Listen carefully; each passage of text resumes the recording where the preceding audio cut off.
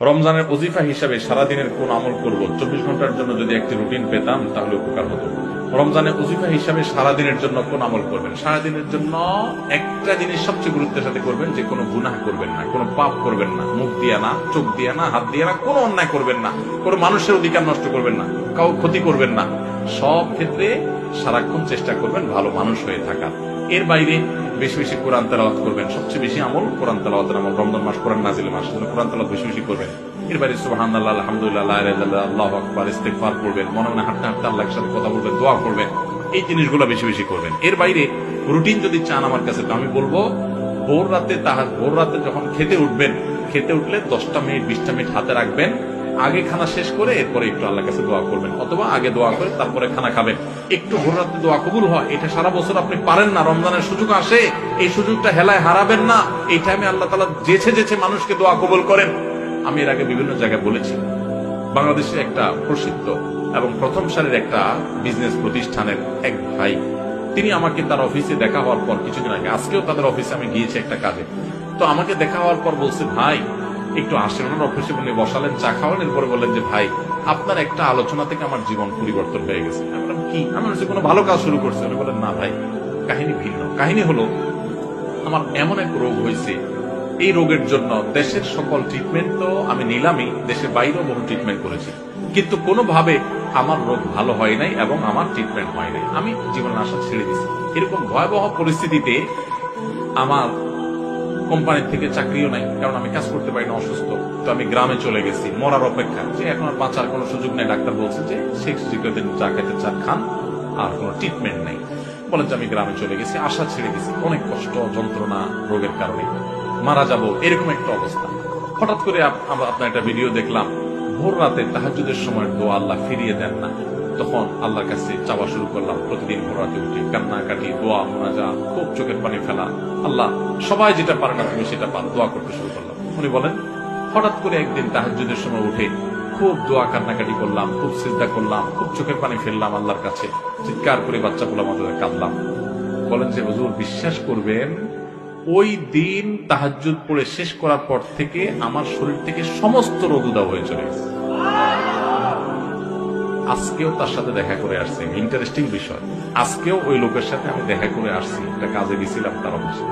আজকে ওই ভাইটা আমাকে বললেন যে ভাই, এরপর আমি শুধু সুস্থ হয়েছি তা না, আমি আমার কোম্পানিতে আবার ফিরে আসছি।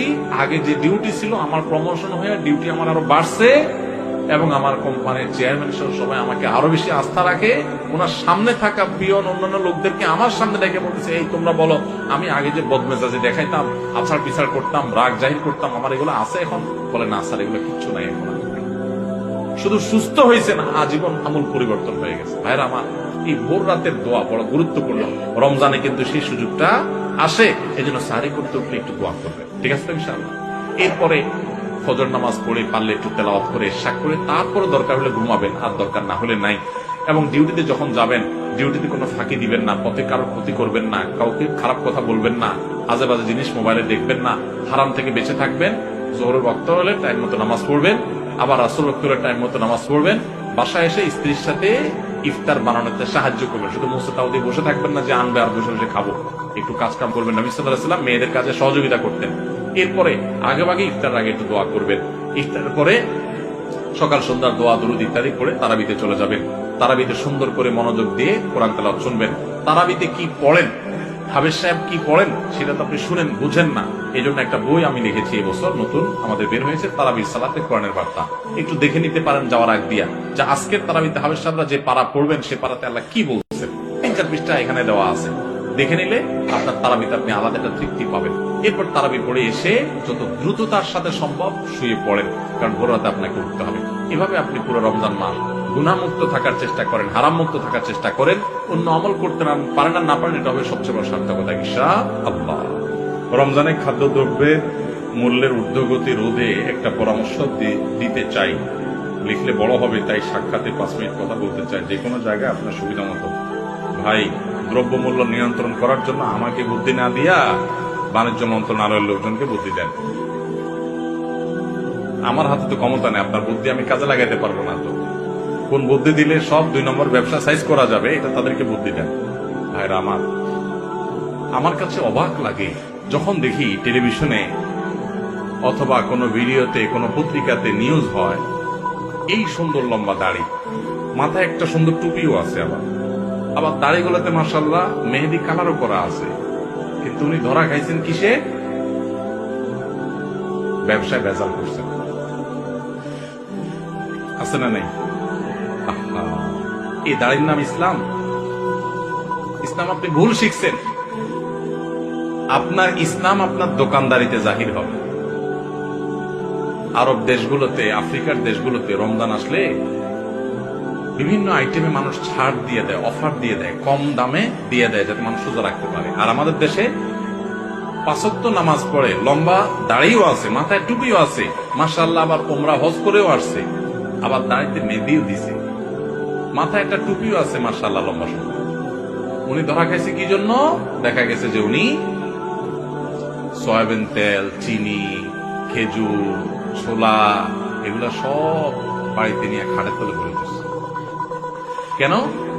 কারণ রমজান আসলে ওই যে সবাই সরে রাখছে, বাজারে মাল নাই, দাম বেড়ে যাবে, এবার উনি বাইর করে বিক্রি করবে। এরকম ২ নম্বর ব্যবসায়ী আছে না নাই? আমরা ইসলাম বুঝি নাই ভাই।